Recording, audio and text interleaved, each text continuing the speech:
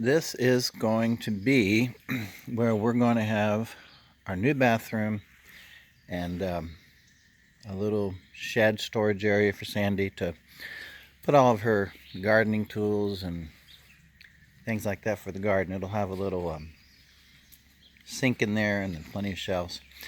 But basically what I've done here is you can see, I don't know if you can see in there, but those go down about 2 feet, and these concrete blocks bring it up to just the level I need, that once I set these 4x4s across on these concrete blocks, then these joists that are right there will go on top of the 4x4s and it will be at the same level as the deck. Now here is this subfloor.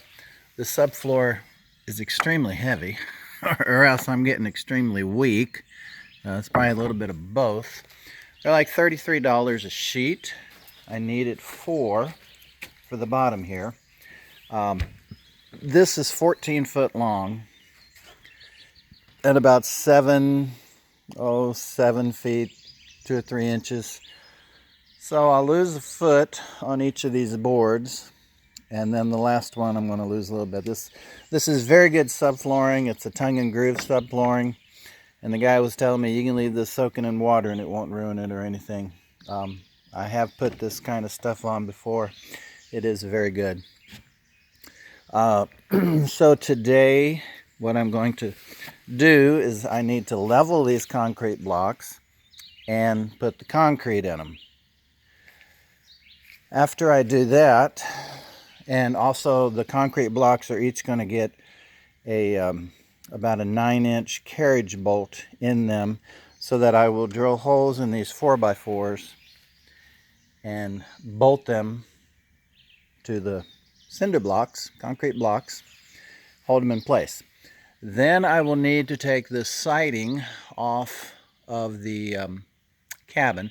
I'm just going to take the lower 4x8 sheets off because I can't put on the very last joist over there, because it goes along the wall of the cabin with that with the plywood up there, or the outside sheathing. We're going to save this and put it out here on this outside wall.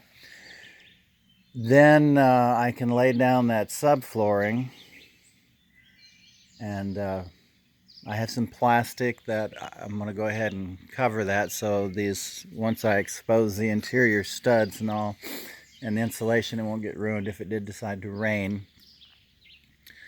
Once I have the subflooring on, then I'll take off the siding that's up there on top, so I can have the ladder up there and it'll be easier to get to.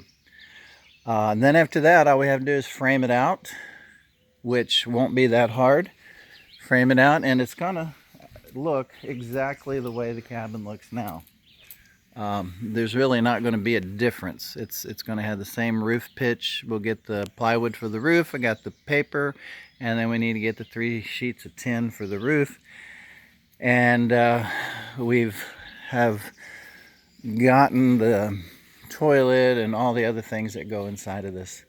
So this is just a little video to show what we're doing. Hopefully this is going to be done soon, within a couple of weeks.